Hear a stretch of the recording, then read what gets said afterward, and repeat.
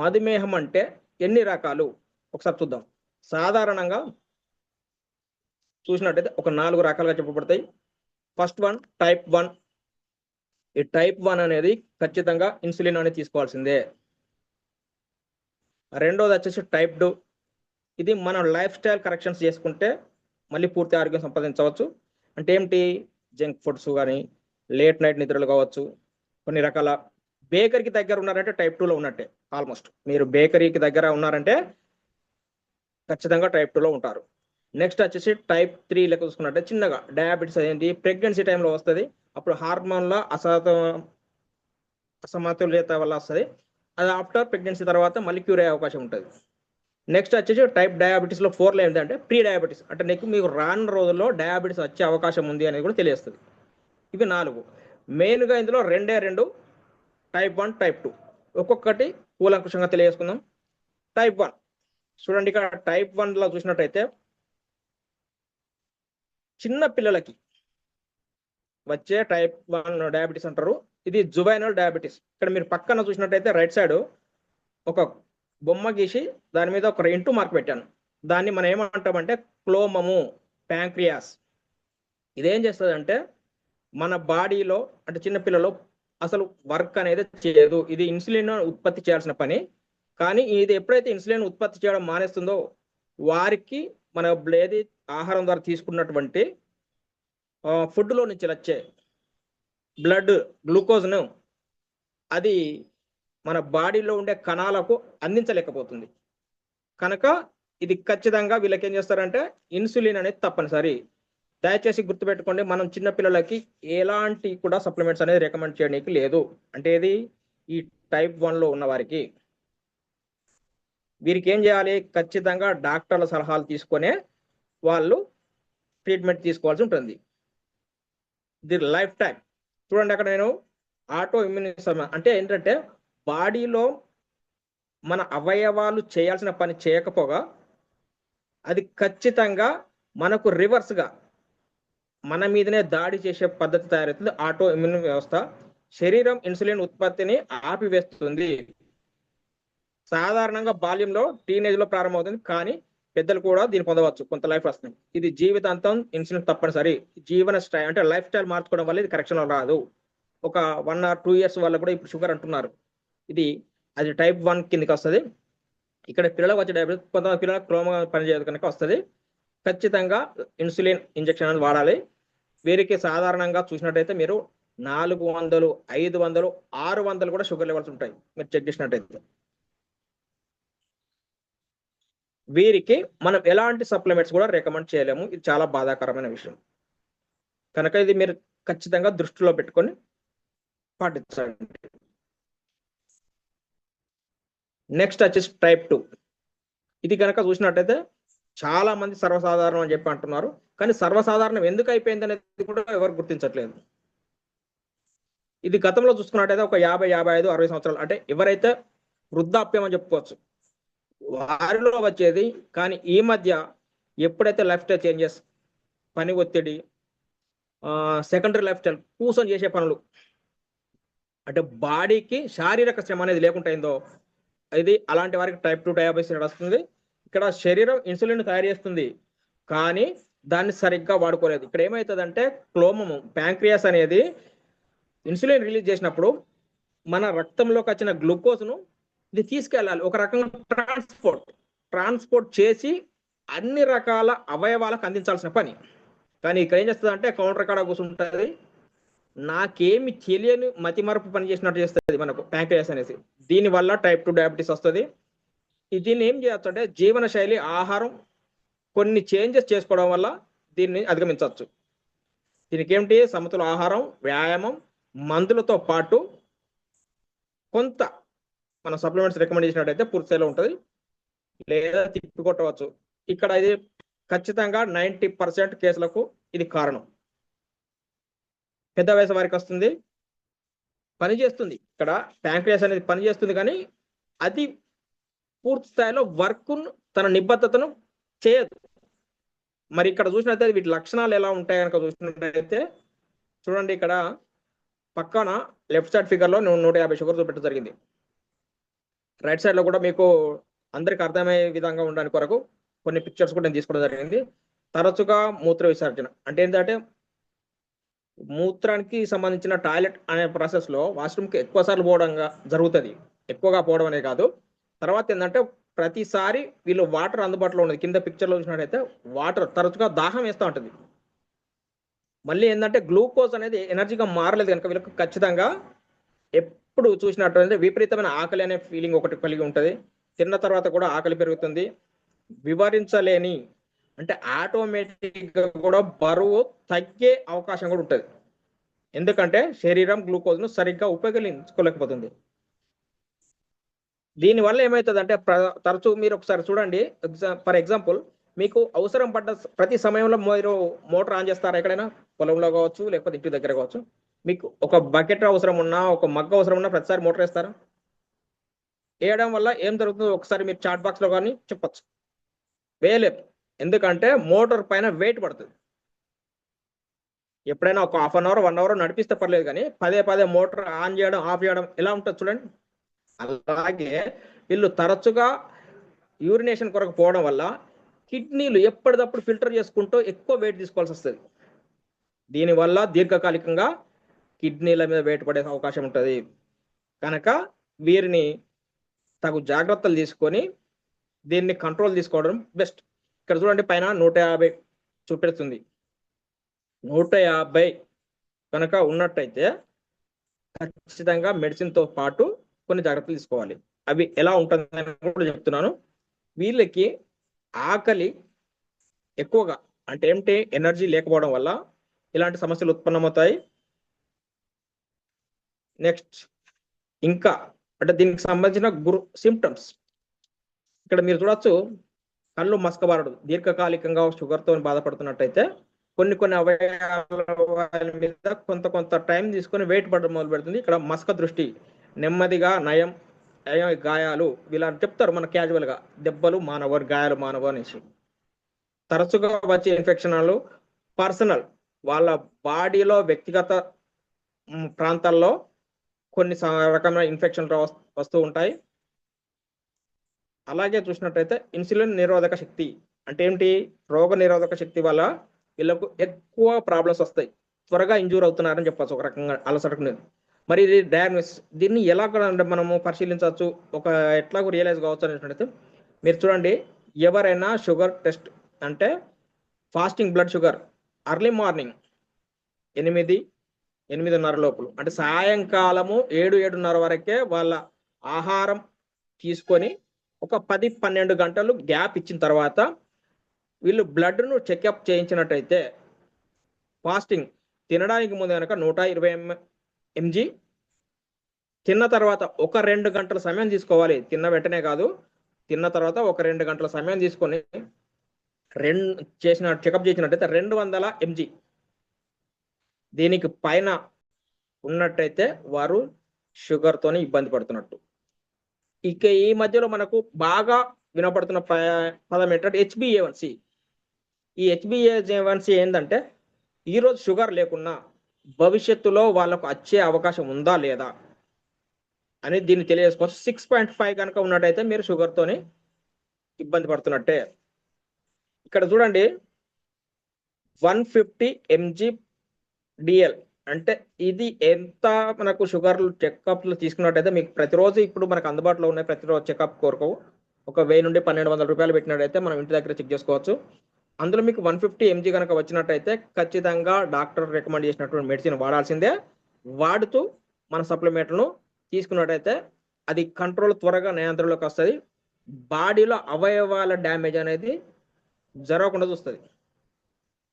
మీరు 120-130 ఉన్నట్టయితే అంటే ఎవరైనా ఈ మధ్యలో రీసెంట్లీగా నాకు అనుమానం వచ్చిందని కనుక చెకప్ చేసుకుంటే ఎప్పుడు పరీక్షించాలి చూడండి. ఇక్కడ మధుమేహం యొక్క కుటుంబ చరిత్ర అంటే వాళ్ళ ఫ్యామిలీ బ్యాక్గ్రౌండ్ లో కనుక ఎవరికైనా షుగర్ ఉన్నట్టయితే, లేదా పొట్ట దగ్గర కొవ్వు బరువు పెరగడం, నిశ్చల జీవనశైలి అంటే ఏంటి సాఫ్ట్వేర్స్ ఒకే చోట కూర్చొని శరీర కదలికలు ఉండవు వారి దగ్గర, అలాంటి లైఫ్ స్టైల్.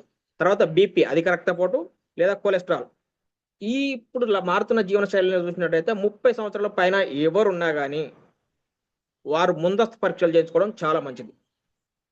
ఇవి కాకుండా కొన్ని లక్షణాలు: విపరీతమైన దాహం, తరచుగా బయటికి వెళ్ళాల్సిన మూత్ర విసర్జన, అలసట, నర్వస్, ఏమాత్రం కొద్ది పని చేసినా కానీ అలసటగా గురవడం, ఎక్కువగా ఆలోచించకండి, పరీక్షించుకోండి.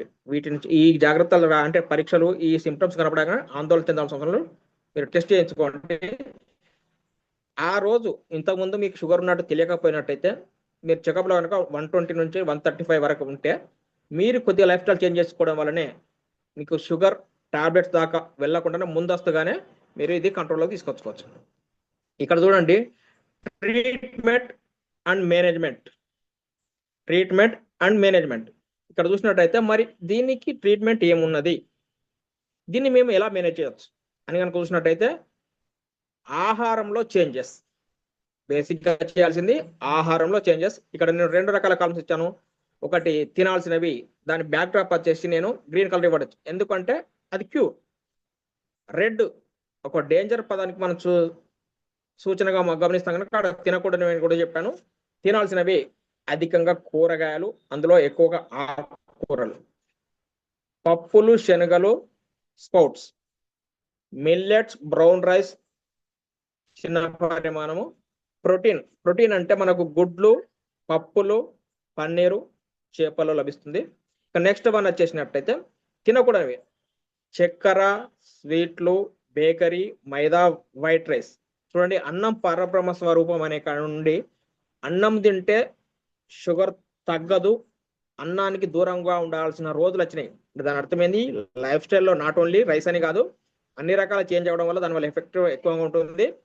ఇక్కడ ఫాస్ట్ ఫుడ్ అనొచ్చు, ఫ్రైడ్ చేసిన ఫుడ్ అనవచ్చు, వీటికి దూరంగా ఉన్నట్టయితే మీరు మీ ఆరోగ్యాన్ని కాపాడుకోవచ్చు. అయితే ఇక్కడ మనం చెప్పాము ఇందాక ఏమన్నాము, నాణ్యమైన ఆకుకూరలు, పప్పులు, దినుసులు. కానీ ఈ రోజున్న పొజిషన్లో వీటికి అందరూ చాలా వరకు దూరమే ఉంటున్నారు. పప్పులు గ్యాస్ అంటారు, ఆకుకూరలు అంటే నాన్ వెజ్ లేదా అంటారు, గుడ్లు ప్రతిరోజు తినడం సాధ్యం కాదు. బ్రౌన్ రైస్, ఈ రోజు చాలా మంది చూస్తాం బ్రౌన్ రైస్ అంటే చాలా ఇబ్బంది పడుతున్నారు. రైస్ అంటే ఒక 2-3 గంటల ముందు ప్రిపేర్ చేసుకోవాల్సి వస్తుంది అని చెప్పేసి, తిన్న టేస్ట్ అనిపించదని, అరగడంలో జీర్ణం కాదనేసి, అందుకొరకే ఇలాంటి వారి కొరకు మన దగ్గర మన కంపెనీలో the great company Amway Nutrilite అనే పదము 1934 నుండి, అంటే మానవ జీవన శైలి లోపల ఎలాంటి మార్పులు వస్తున్నాయి లైఫ్ స్టైల్లో, వారికి ఎలాంటి సప్లిమెంట్స్ అంటే మనకు ఆహారం దొరకని సప్లిమెంట్స్ అంటే మరో ఏంటో కాదు, మనం ఫుడ్లో ప్రాపర్గా తీసుకున్న వాటిని ఒక టాబ్లెట్ రూపంలో కావచ్చు, ఒక పౌడర్ రూపంలో కావచ్చు తీసుకోవడం సప్లిమెంట్ అంటారు. వీటిని అందించడం ద్వారా పూర్తి స్థాయిలో ఆరోగ్యాన్ని పొందొచ్చు అని చెప్పేసి చూసినట్టయితే ఇక్కడ మన దగ్గర మన కంపెనీలో మనం ఉన్న ఏమేమి రికమెండ్ చేయొచ్చు చూసినట్టయితే, ఫస్ట్ ఆఫ్ ఆల్ నేను చెప్పాల్సి వచ్చేది ఆమ్వే లో జిఐ రైస్. ఇక్కడ చూడండి, మీకు ఒక ఇంట్లోకి పదే పిల్లి వచ్చి డిస్టర్బెన్స్ చేస్తుంది అనుకోండి, పిల్లిని రాకుండా చూస్తారా, వచ్చిన పిల్లిని పారదోలే ప్రయాణం చేస్తారా? వచ్చిన పిల్లిని ఎట్లా పారదోలాలి, కానీ రాకుండా చూసుకోవడం సేఫ్ సైడ్. ఇక్కడ చూసినట్టయితే మనం తినే రైస్ లో, నేను జూమ్ పెద్దగా చేస్తున్నా చూడండి, రెగ్యులర్ గా మనం ఏదైతే సన్న బియ్యం అంటున్నామో అది ఏ కంపెనీ కావచ్చు, మన ఏది బీపీటీ, హెచ్ఎంటి, సోనా ఇంకా అంటారు కదా, ఈ రైస్ లో చూసినట్టయితే షుగర్ కంటెంట్ 73 ఉంటుంది. నెక్స్ట్ వచ్చేసి మైదా 71, బ్రౌన్ రైస్ 68, వీట్ గోధుమలు 62, తర్వాత కొర్రలు అని చెప్పబడతాయి, అందులో 53 ఉంది. వాటికంటే కూడా తక్కువ మన బీఫెచ్ రైస్ లో 52 ఉందండి షుగర్, లో జిఐ. ఇది నాన్ జిఎంఓ అంటే ఏంటి, పురాతన పద్ధతుల్లో మనకు వడ్ల మీద తీయాలంటే అప్పుడు ఎడ్ల బండి గీర మీద తీసేవారు వడ్లని, కెమికల్స్ వాడకుండా మనకు ఇది నాన్ జిఎంఓ నాటు పద్ధతిలో తీసుకొస్తారు. ఇది వచ్చేసి మనకు పాత బియ్యం ఉంటాయి కనుక అన్నం కూడా చూసినట్టయితే ఎదిగొస్తుంది, మీరు నార్మల్ రైస్ లాగా తినొచ్చు. దీంట్లో 52 ఉంటుంది, అంటే ఏంటంటే మీకు బాడీకి షుగర్ను తక్కువ పంపిస్తుంది. నెక్స్ట్ చూడాల్సి వస్తే ఫైబర్. ఇక్కడ ఫైబర్ చూసినట్టయితే చూడండి, ఇక్కడ మీరు ఒక రకంగా చెప్పాలంటే మీరు పిండి వంటలు చేసుకోవడానికి గిర్ని దగ్గరికి వెళ్తారు. ఆ గిర్ని దగ్గరికి వెళ్ళినప్పుడు మీరు 2 కిలో అంటే 2 కిలోలు, 3 కిలో అంటే 3 కిలోలు మీరు ఇచ్చిన ఏదైతే ధాన్యం ఉందో అతను గిర్నిలో వేస్తాడు పిండికి అతను, కానీ ఆ గిర్నిలో పిండి రావడానికి ఒక 2 వేళ్లను అడ్డం పెట్టి మర ఆడిస్తాడు. అవునా కదా? Is it true? ఇది మీలో ఎంతమంది తెలుసు? ఇది సార్ తెలుసుకున్న మళ్ళొకసారి వారు మీరు చెప్పండి. కామెంట్ చేయాలి. మళ్ళొకసారి మీరు చెప్పండి. పిండి వంటలు చేసుకోవడానికి పిండి గిర్ని కాడికి వెళ్తే అతను 2-3 కిలోలు మీరు ఏవైతే ధాన్యం కొంటారో వాటిని గిన్నెలో పోస్తాడు. ఓకే. కానీ వాటిని పిండిగా మార్చడానికి అందులో ఒక 2 వేలు అడ్డం పెట్టేసి తను మరాడిస్తాడు. ఎస్ ఎస్ అవును అవును అవును సార్. సార్. ఎందుకంటే ఒకేసారి గనక మొత్తం వడ్లు అందులో ఉన్న ధాన్యం వచ్చినట్టయితే అది పిండి పడదు. ఎస్ ఈ అవును 2000 సందులో నుండి కొంత కొంత కొంత కొంత రిలీజ్ చేస్తాడు అది పిండిగా మారడానికి. అవును సార్. ఆ విధానంలో మన ఫైబర్ చేస్తుంది. మన పేగుల లోపల, పెద్ద పేగుల లోపల, జీర్ణాశయం లోపల చుట్టూ గోడలకు ఉన్నదాన్ని క్లీన్ చేస్తూ ఫైబరు మెల్లిమెల్లిగా కొద్దిగా గ్లూకోజ్ ను రిలీజ్ చేసే విధంగా చేస్తుంది. ఒకేసారి హైక్ కాకుండా. ఓకే, ఇక్కడ చూడొచ్చు ఇది ఓకే. 3 పదార్థాలకు సంబంధించిన పీచు పదార్థం. ఫైబర్ అంటే ఏదో కాదు, మీరు ఇంకా బయట గమనిస్తే కూడా చూడండి, జామకాయ, దోసకాయ అంటే పీచు. మీరు బీరకాయ, ఇప్పుడు బీరకాయని చూడండి, మనం ఒక వంటకు రెడీ చేసుకున్నప్పుడు దాని మీద ఒక నార వస్తుంది. ఇలాంటి నార కలిగిన పదార్థాలను పీచు పదార్థం అంటారు, గుర్తుపెట్టుకోండి. నార కలిగిన పదార్థాలను పీచు పదార్థం అంటారు. ఇక్కడ చూసినట్టయితే కార్బోహైడ్రేట్ శోషణను నెమ్మదిస్తుంది. దీనిలో 3 రకాల మిశ్రమాలు ఉన్నాయి. న్యూట్రియంట్ ఫైబర్ లో ఉండే సాల్యుబుల్ ఫైబర్ అంటే ఈజీగా కలిసిపోతుంది. మీరు ఇక్కడ చూసినట్టయితే ఎవరైనా చూడండి, వాటర్ లో అంటే మన పౌడర్ వేసిన తర్వాత వాటర్ పోయగానే పూర్తి స్థాయిలో అందు మెర్జ్ అయిపోతుంది. ఇది ఏం చేస్తారంటే మీరు భోజనానికి ముందు ఒక 10-15 నిమిషాలు కనుక ఒక పెద్ద గ్లాస్ అంటే ఒక 300 ml గ్లాస్ లో మనకు స్కూప్ ఉంటుంది. దీనిలో అందులో మీకు 3.7 grams వస్తుంది. అది వేసి వాటర్ని కాస్త దారగా పోయాలి పైనుంచి. అర్థమైందా? వాటర్ లో ఫైబర్ వేయడం కాదు, ఫైబర్ వేసిన తర్వాత వాటర్ పోయాలి. దీనివల్ల ఏమవుతుందంటే మెల్లిమెల్లిగా షుగర్ రిలీజ్ అవుతుంది. తర్వాత ఎవరికైనా మల విసర్జన ప్రాబ్లమ్స్ ఉంటే అందులో కూడా బెస్ట్ రిజల్ట్స్ ఇస్తుంది. ఇక్కడ చూడండి, ఆహారంలో కలిసిన షుగర్ను నెమ్మదిగా రక్తంలోకి వెళ్ళేలా చేస్తుంది. ఫలితం భోజనం తర్వాత ఒక్కసారిగా షుగర్ పెరగదు. సెకండ్ వన్ వచ్చేసి ఇన్సులిన్ పనితీరు మెరుగుపడుతుంది. ఫైబర్ వల్ల శరీరం ఇన్సులిన్ ను మంచి స్పందన ఇస్తుంది. అదే షుగర్ ను కంట్రోల్ చేసి హార్మోన్ స్పందన బాగుంటే లెవెల్ స్టేబుల్. ఇక మూడోది వచ్చేసి గట్ హెల్త్. చెప్పాము కదా, పేగుల్లో ఉన్నటువంటి ఏవైతే అన్నెసెసరీ మనకు ఉపయోగపడని ఒక బ్యాక్టీరియా మాదిరిగా, ఒక పొర మాదిరిగా ఉంటుందో వాటిని క్లీన్ చేస్తుంది. ఫైబర్ గట్లో మంచి బ్యాక్టీరియాను పెంచుతుంది. దానివల్ల మంచి గట్ మెటబాలిజం స్మూత్ గా ఉంటుంది, షుగర్ కంట్రోల్లో ఉంటుంది. నెక్స్ట్ ఫోర్త్, ఆకలి తగ్గుతుంది. చెప్పాను కదా, షుగర్ లెవెల్స్ ఇందాక మనం మరాడించే మాదిరిగా కొద్దిగా రిలీజ్ అవ్వడం వల్ల ఆకలి తగ్గుతుంది, ఓవర్ ఈటింగ్ ఆగుతుంది. ఫైబర్ తిన్నాక ఎక్కువసేపు నిండుగా ఉంటుంది, తక్కువ తింటాం, తక్కువ గ్లూకోజ్ లోడ్, షుగర్ అదుపులో ఉంటుంది. నెక్స్ట్ వెయిట్ మేనేజ్మెంట్ లో కూడా ఇది ఉపయోగపడుతుంది. బరువు తగ్గితే ఇన్సులిన్ రెసిస్టెన్స్ తగ్గుతుంది, ఇండైరెక్ట్ గా షుగర్ లెవెల్స్ తగ్గుతాయి. ఇది మార్నింగ్ అంటే మనం ఏదైతే ఉదయకాలం ఉంటుందో టిఫిన్ చేయడానికి ముందు ఒక హాఫ్ అన్ అవర్ కానీ 20 నిమిషాలు కానీ ముందు కానీ తీసుకున్న తర్వాత భోజనం చేస్తే చాలా మంచి రిజల్ట్స్ ఉంటాయి. నెక్స్ట్ వచ్చేసి మన భారతదేశం కనుక చూసినట్లయితే ఆయుర్వేదానికి పుట్టినిల్లు. ఇందాక మీరు మాట్లాడుకున్నట్లయితే లోపలికి షుగర్ అంటే పిల్లిని రాకుండా చూడడం ఒక ఎత్తు అయితే, మనకు తెలియకుండా ఆటోమేటిక్ గా పిల్లిని ఉంటే దాన్ని పారద్రోలాల్సిన అవసరం కూడా ఉంటుంది. అలాంటిది ఆయుర్వేదిక్ లో చూసినట్టయితే మనకు బెస్ట్ ప్రోడక్ట్ వచ్చినట్టయితే ఇది అందరికి రికమెండ్ చేయము, వాళ్ళ ఆరోగ్య స్థితిగతులను బట్టి రికమెండ్ చేయడం జరుగుతుంది. ఇది 12 సంవత్సరాల పైన వారు మాత్రమే వాడాల్సి ఉంటుంది. ప్రతిరోజు 2. ఓకే, దీని పేరు మధునాశిని అంటారు. మీరు చూడండి ఇక్కడ న్యూట్రియంట్ మధునాశిని. ఇందులో శుంఠి, త్వక్లోని ప్రతిమూలిక అంటే ఆరోగ్యమైన గ్లూకోజ్ మనకు రిలీజ్ చేసి జీవక్రియకు మంచిగా సపోర్ట్ గా ఉంటుంది. దీనిలో యాంటీ ఆక్సిడెంట్స్ ఉంటాయి. యాంటీ ఆక్సిడెంట్స్ అనేవి ఉంటాయి. ఇది ప్యాంక్రియాట్ అనేది మనం ఫస్ట్ పిక్చర్ లో చూసాము, క్లోమము, దాని పనితీరుకు మద్దతు ఇస్తుంది. దీన్ని ఏ వయసు వారు ఉపయోగించాలన్నట్టయితే చెప్పాను కదా, 12 years అబోవ్ వాళ్ళు ఉంటారు. ఇది షుగర్ క్రేవింగ్స్ తగ్గిస్తుంది. అంటే మనకు తేన్పులు అని చెప్పుకుంటాం కదా, ఏదైనా స్వీట్స్ చూడగానే ఒక రకమైన లాలాజలం నోట్లో మనకు వస్తుంది. ఇలాంటి క్రేవింగ్స్, షుగర్ క్రేవింగ్స్ తగ్గిస్తుంది. స్వీట్ మీద ఆసక్తి తగ్గుతుంది కనుక ఫలితంగా డ్యామేజ్ అనేది కంట్రోల్లో ఉంటుంది. ఓకే ఓకే అండి, థ్యాంక్ యూ. ఇది ఈరోజు సెషన్. దీని మీద మీకు ఈజీగా అర్థమయ్యే అవకాశం ఎంత ఉంది?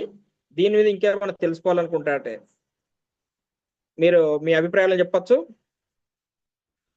ఇందులో ప్రతి ఒక్కటి కూడా చూడండి, మీరు ఇందాక అడిగారు మన